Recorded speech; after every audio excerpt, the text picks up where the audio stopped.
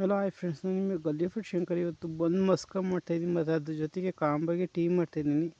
ನಾನಿಲ್ಲಿ 3 ಬಂದು ತಗೊಂಡಿದ್ದೀನಿ ಮಸ್ಕ ಮಾಡೋಕ್ಕೆ. ಮತ್ತು 1/4 ಲೀಟ್ರ್ ಗುಡ್ ಲೈಫ್ ತಗೊಂಡಿದ್ದೀನಿ, ಆದಷ್ಟು ಸ್ವಲ್ಪ ಗಟ್ಟಿಗಿರಲಿ ಅಂತ.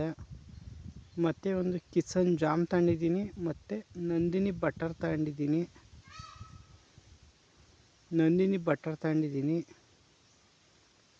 ಮತ್ತು ಇಲ್ಲಿ ಇನ್ಸ್ಟೆಂಟು ಟೀ ಪುಡಿ ತಗೊಂಡಿದ್ದೀನಿ. ಅದು ಹೇಗೆ ಮಾಡೋದು ಅಂತ ನೆಕ್ಸ್ಟ್ ಇನ್ನೊಂದು ಸಪ್ರೇಟಾಗಿ ಯಾವ್ದಾದ್ರು ವೀಡಿಯೋದಲ್ಲಿ ತೋರಿಸ್ತೀನಿ.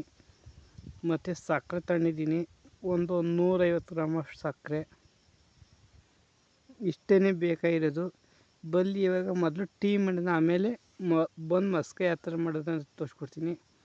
ನಾನಿಲ್ಲಿ 1/4 ಲೀಟ್ರ್ ಗುಡ್ ಲೈಫ್ ತಗೊಂಡಿದ್ದೀನಿ. 1/4 ಲೀಟ್ರ್ ಗುಡ್ ಲೈಫ್ಗೆ 1/4 ಲೀಟ್ರ್ ನೀರು ಹಾಕೋಬೇಕಾಗುತ್ತೆ. ಟೋಟಲ್ ಅರ್ಧ ಲೀಟ್ರ್ 1 to ಡಬಲ್, ಏಕೆಂದರೆ ಗುಡ್ ಲೈಫು ಗಟ್ಟಿ ಇರುತ್ತೆ, ಅದಕ್ಕೋಸ್ಕರ 1 to ಡಬಲ್ ಹಾಕೋಬೇಕಾಗುತ್ತೆ. ನೆಕ್ಸ್ಟ್ ಇದು ಹಾಲನ್ನು ಬಿಸಿ ಮಾಡೋಣ ಸ್ವಲ್ಪ.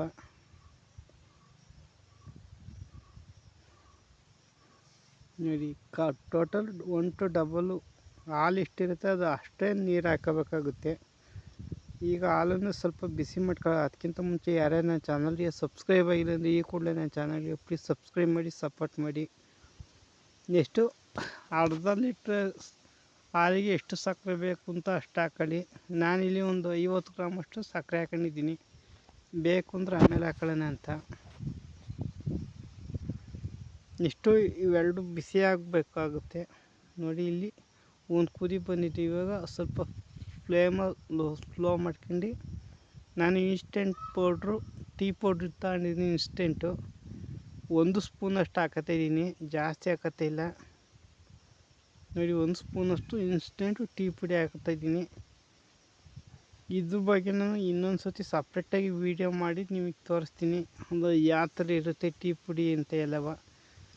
ನೋಡಿ, ಇಷ್ಟು ತಿಕ್ನೆಸ್ಸಾಗಿ ಬಂದಿದೆ. ಇಷ್ಟು ತಿಕ್ನೆಸ್ ಇದ್ದರೆ ಸಾಕು. ಇವಾಗ ಸೈಡಿಗೆ ಟೀನ ಹಾಕೊಂಡಿದ್ದೀನಿ, ಸೋರ್ಸೋ ಅವಶ್ಯಕತೆ ಇರಲ್ಲ. ನೆಕ್ಸ್ಟು ಬನ್ನನ್ನು ಈ ಥರ ಕಟ್ ಮಾಡ್ಕೊತಾಯಿದ್ದೀನಿ. ನೋಡಿ, ಈ ಥರ ಮಧ್ಯಕ್ಕೆ ಕಟ್ ಮಾಡ್ಕೊತಾಯಿದ್ದೀನಿ.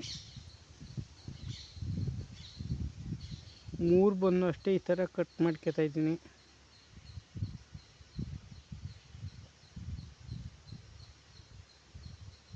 ಈ ಥರ ಕಟ್ ಮಾಡ್ಕೊಂಡಾದ್ಮೇಲೆ ನೆಕ್ಸ್ಟ್ ನಾವಿಲ್ಲಿ ಒಂದು ಬಟರ ಓಪನ್ ಮಾಡ್ಕೊಂಡಿದ್ದೀನಿ. ಆ ಬಟರ ಈ ಥರ ಹಿಂಗೆ ಹಾಕೋಬೇಕಾಗುತ್ತೆ. ನಿಮಗೆ ಬೆಣ್ಣೆ ಜಾಸ್ತಿ ತಿಂತೀರ ಅಂದರೆ ಇನ್ನೊಂದು ಸ್ವಲ್ಪ ಜಾಸ್ತಿ ಬೆಣ್ಣೆ ಹಾಕೊಳ್ಳಿ. ಇಲ್ಲ ನಾನು ಸುಮಾರಾಗಿ ತಿಂತೀನಿ ಅಂದರೆ ಇಷ್ಟಿದ್ರೆ ಸಾಕಾಗುತ್ತೆ. ಒಂದು 3 ಸ್ಪೂನಷ್ಟು ಬೆಣ್ಣೆ ಸಾಕಾಗುತ್ತೆ. ಇದು ಸಾಲ್ಟೆಡ್ ಬೆಣ್ಣೆ ನಂದಿನಿ ಇದು. ನೆಕ್ಸ್ಟು ಇಲ್ಲಿ ಜಾಮ್ನ ಒಂದು ಸೈಡಿಗೆ ಜಾಮ್ ಹಾಕತ್ತಾಯಿದ್ದೀನಿ. ಬಂದ್ ಮಸ್ಕದಲ್ಲಿ ಬೆಣ್ಣೆ ಜಾಮು ಇಂಪಾರ್ಟೆಂಟು. ನೋಡಿ, ಈ ಥರ ಜಾಮೂನ ಹಾಕತ್ತಾಯಿದ್ದೀನಿ. ನನಗೆ ಸ್ವಲ್ಪ ಬೆಣ್ಣೆ ಜಾಸ್ತಿ ಇರಲಿ ಅಂತ ಸ್ವಲ್ಪ ಜಾಸ್ತಿನೇ ಹಾಕೊಂಡಿದ್ದೀನಿ. ನೆಕ್ಸ್ಟ್ ಈ ಥರ ಪ್ರೆಸ್ ಮಾಡಿದರೆ ಮುಗೀತು. ಇದೇ ಥರ ನಾನು 3 ಮಾಡ್ಕೊಂಡಿದ್ದೀನಿ ನೋಡಿ. ನೆಕ್ಸ್ಟು ಶಿಫ್ಟ್ ಆಗದ. ನೆಕ್ಸ್ಟು ನಾನು ಇಲ್ಲಿ ಮೈಕ್ರೋವೇವನ್ನ ಆನ್ ಮಾಡ್ಕೊಂಡಿದ್ದೀನಿ. ಇದ್ರದ್ದು ಅನ್ಬಾಕ್ಸಿಂಗ್ ವೀಡಿಯೋ ನೆಕ್ಸ್ಟ್ ಬರುತ್ತೆ. ಇದು ಸ್ವಲ್ಪ ಟೈಮ್ ತಗೊಳುತ್ತೆ. ಅನ್ಬಾಕ್ಸ್ ವೀಡಿಯೋ ಮಾಡಿದ್ದೀನಿ, ಆಮೇಲೆ ಅಪ್ಲೋಡ್ ಮಾಡ್ತೀನಿ. ನೆಕ್ಸ್ಟು ಇಲ್ಲಿ 3 ಬನ್ನು ಇಟ್ಟು ಒಂದು 3 ನಿಮಿಷ ಆದರೂ ಸಾಕಾಗುತ್ತೆ ನಿಮಗೆ. ಆಲ್ಮೋಸ್ಟ್ ಜಾಸ್ತಿ ಹೊತ್ತೇನು ಬೇಕಾಗಲ್ಲ, 3 ನಿಮಿಷ ಬಿಸಿ ಆದರೂ ಸಾಕು. ಬೆಣ್ಣೆ ಮತ್ತು ಇದು ಜಾಮು ಕರಗೋ ಅಷ್ಟಾದರೂ ಸಾಕು. ನೋಡಿ, ಇವಾಗ ಬೆಣ್ಣೆ ಎಲ್ಲ ಕರಗಿ ಸ್ವಲ್ಪ ಗಟ್ಟಿ ಐತೆ. ಬಂದು ಮಸ್ಕು ಆಲ್ಮೋಸ್ಟು ರೆಡಿ ಆಗಿದೆ. ಇವಾಗ ಅದ್ರ ಮೇಲೆ ಸ್ವಲ್ಪ ಬೆಣ್ಣೆ ಉದುರ್ಸೋದು, ಹಿಂಗೆ ಫ್ರೆಶ್ ಮಾಡಿದರೆ ಅದು ಬೆಣ್ಣೆ ಮೇಲೆಲ್ಲ ಇರುತ್ತೆ, ನಿಮಗೆ ಅದ್ಭುತವಾಗಿರುತ್ತೆ. ನೀವು ಇದೇ ಥರ ನಿಮಗೆ ಮೈಕ್ರೋ ಓವನ್ ಇಲ್ಲ ಅಂದರೆ ಒಂದು ಹಂಚಿನ ತವೆ ಮೇಲೆ ಬಿಸಿ ಮಾಡ್ಕೊಳ್ಳಿ. ಆ ಕಡೆ ಈ ಕಡೆ ಬಿಸಿ ಮಾಡ್ಕೊಂಡ್ರೆ ನಿಮಗೆ ಸಾಕಾಗುತ್ತೆ. ಬೇಕಾದ್ರೆ ತವೆ ಮೇಲೆ ನೆಕ್ಸ್ಟ್ ಯಾವಾಗಲಾರ ವೀಡಿಯೋ ಮಾಡಿ ಹಾಕ್ತೀನಿ. ನೋಡಿ ಈ ಥರ ಕಟ್ ಮಾಡ್ಕೊಂಡ್ರೆ ನಿಮಗೆ ಇಷ್ಟು ಸ್ಮೂತಾಗಿ ಬರುತ್ತೆ. ಬಂದು ಮಸ್ಕ ಇಷ್ಟೇ. ಇದೇ ಥರ ಎಲ್ಲನೂ ಈ ಥರ ಕಟ್ ಮಾಡೋದ. ಮೇಲೆ ಕರುಮ್ ಅನ್ನುತ್ತೆ, ಒಳಗಡೆ ಸ್ಮೂತ್ ಇರುತ್ತೆ.